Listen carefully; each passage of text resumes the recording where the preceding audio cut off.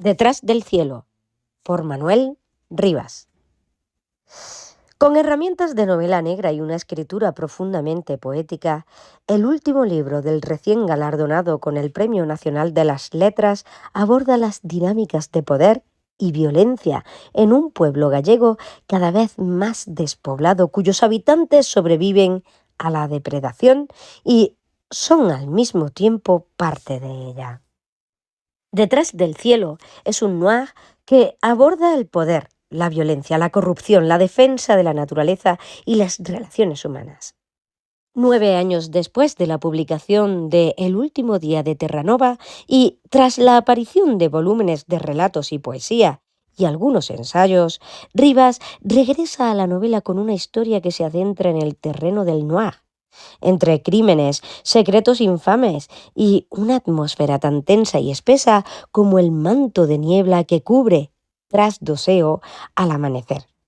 Pero si hay algo que inscribe a Detrás del cielo en el género negro, no es tanto esa batería de ingredientes administrada con astucia, sino la capacidad de contar el crimen y, en este acto, terminar contando una sociedad.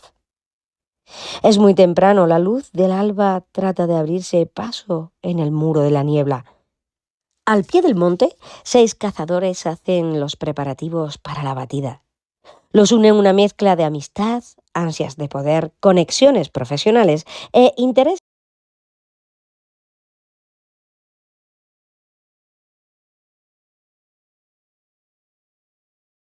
Don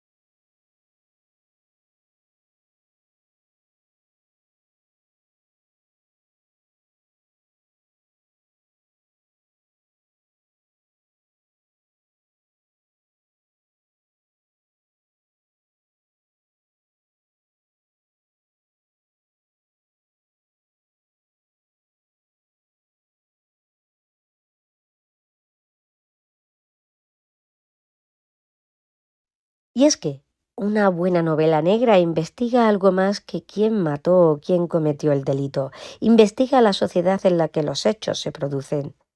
Empieza contando un crimen y termina contando cómo es esa sociedad. Es una cita de Paco Ignacio Taibo II, que abre Detrás del cielo, Alfaguara 2024, la última novela de Manuel Rivas, el cual nació en La Coruña en el año 1957, como una nítida declaración de intenciones.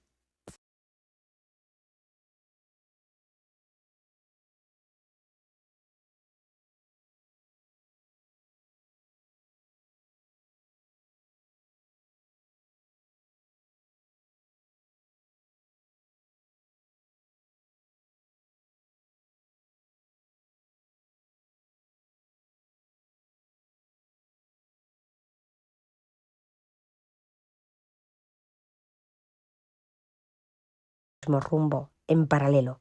Encontraba huellas frescas muy próximas unas de otras. En las trochas del aire tenían que saber el uno del otro.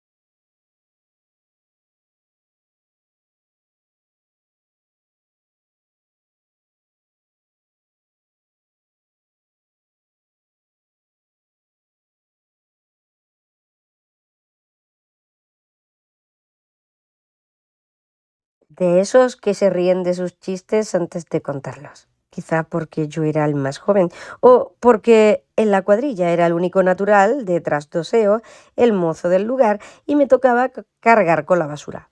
O porque me consideraba un papanatas. No es el único imbécil que me considera un imbécil. Muchas maneras de llamarlo idiota o imbécil. Puede que hasta el lector, cuando aún está el libro comenzando, haya tomado a Dombo por un poco lento, pero ya lo dice él mismo. Hay muchos imbéciles que lo toman por imbécil.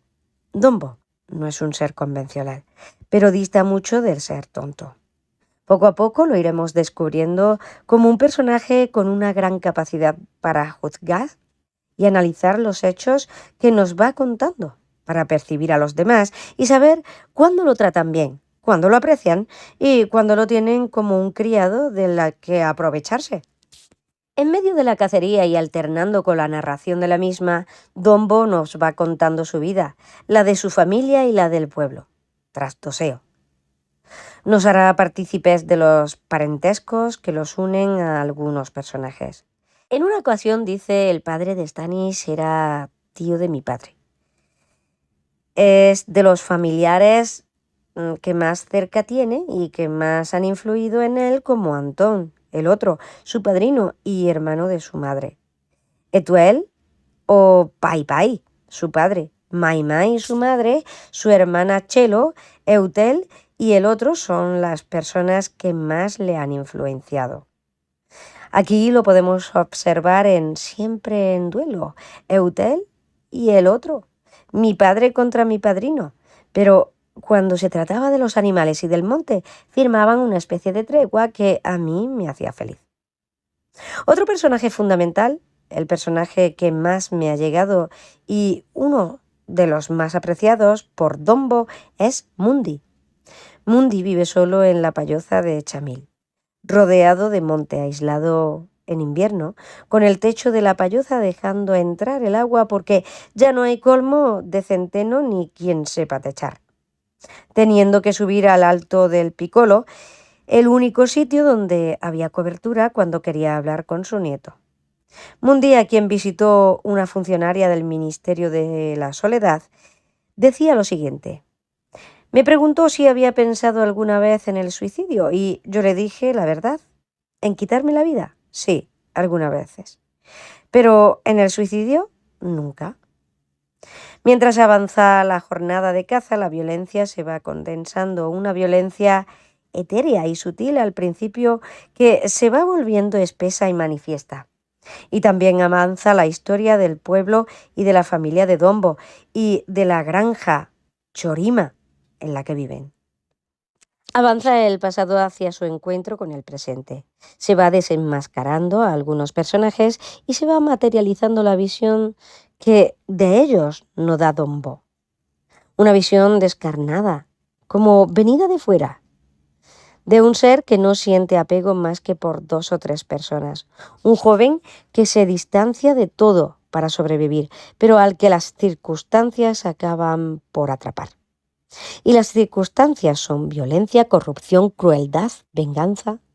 Todo, incluso el asesinato, es válido si conviene a los que manejan los hilos.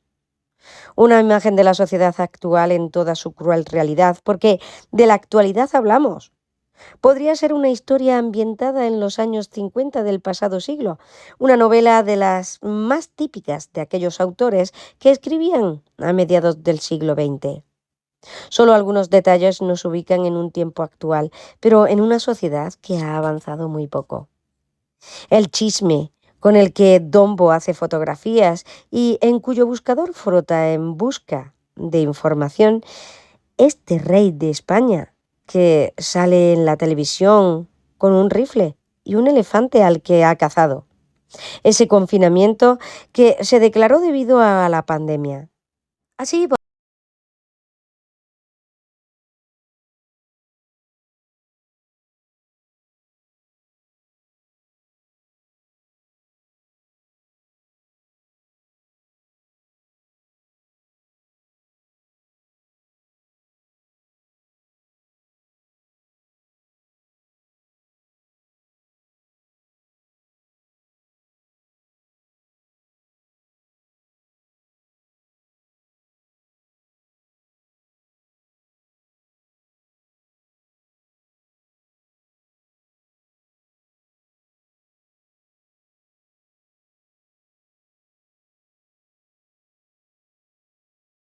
Se refiere a ellos de esta manera. Si no fueran los más inteligentes, si no fueran los más fuertes, se quedarían con la manada. No tendrían que luchar, solo obedecer.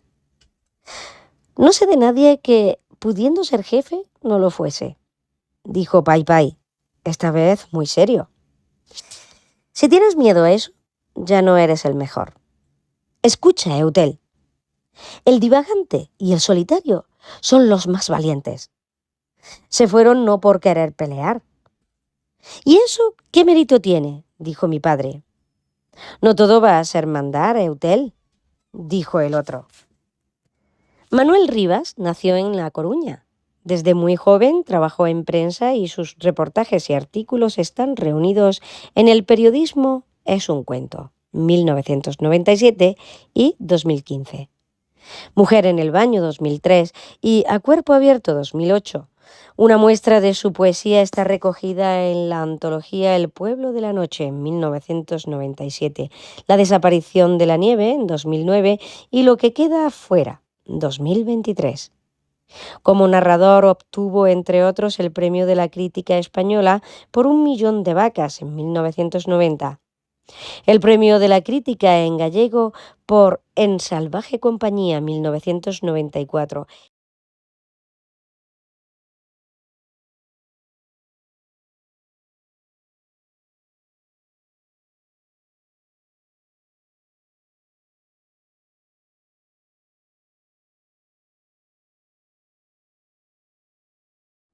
2006. Considerada como una de las grandes obras de la literatura gallega y elegida Libro del Año por los libreros de Madrid. En 2012, Alfaguara publicó sus cuentos reunidos bajo el título Lo más extraño. Otros libros del autor son las novelas Todo es silencio, en 2010, finalista del premio Dashiell de novela negra, y El último día de Terranova, en 2015, la narración autobiográfica Las voces bajas, en 2012, los libros de poemas A boca da terra, 2015, y O que fica fora, Premio de la Crítica Gallega en el año 2023. Los volúmenes de relatos Vivir sin permiso y otras historias de Oeste, en 2018, y La tierra oculta, en 2023, y los ensayos ecoliterarios Contra todo esto, Un manifiesto rebelde, en 2018, y Zona a defender, en 2020. La novela Detrás del cielo, 2024, es su última obra publicada. El libro empieza con una escena de caza de resonancias épicas, recorre las casas y las granjas y los caminos de un lugar que parece anclado en un tiempo propio, mientras las lógicas del mercado amenazan con llevárselo por delante, y plantea, con aire de cuento, preguntas fundamentales sobre el funcionamiento del poder y las muchas formas de la violencia y la desposesión. Que no te vean los animales, pero sobre todo que no te vean los otros cazadores, le dice un personaje a otro. Trasdoceo, detrás del cielo, es un pueblo cada vez más vacío, en el que la tierra más fértil la ocupa un prostíbulo y la compañía eléctrica es el enemigo general. Sus habitantes, como esos lobos y jabalíes solitarios a los que intentan cazar, se mueven entre las sombras y resisten a veces atacando, pero desplegando también un aura de animales mágicos. Hace solo un par de semanas, a Manuel Rivas le otorgaron el Premio Nacional de las Letras por el conjunto de su trayectoria, precisamente cuando acaba de aparecer esta novela. Tras casi una década de la anterior, El último día de Terranova, Alfaguara, 2015, los lectores y lectoras amantes de libros como El lápiz del carpintero o ¿Qué me quieres, amor?, reconocerán en este también ese aire que le es tan propio al autor gallego.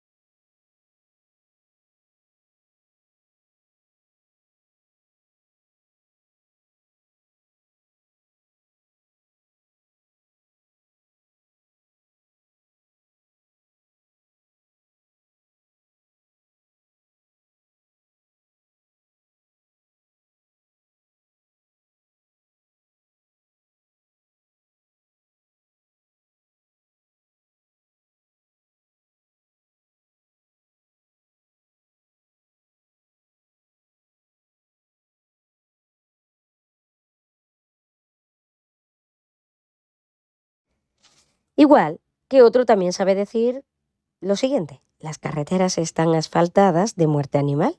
Como decía el otro, hablamos mucho de la Santa Compaña, los difuntos humanos en procesión.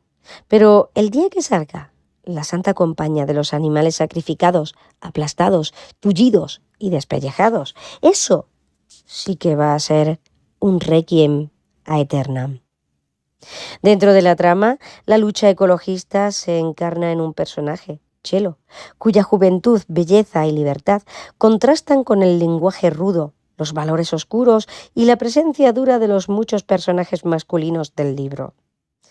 Pero que también pone de manifiesto, a través de las discusiones con su padre, la creciente brecha entre distintas maneras de mirar a los problemas y a las soluciones posibles. Ecológico es lo que ya tenemos, le responde él en una de esas broncas. Para ecologistas, las cuevas de Altamira. Y es que algo de lo que se juega en esta historia tiene también que ver de manera radical con las palabras.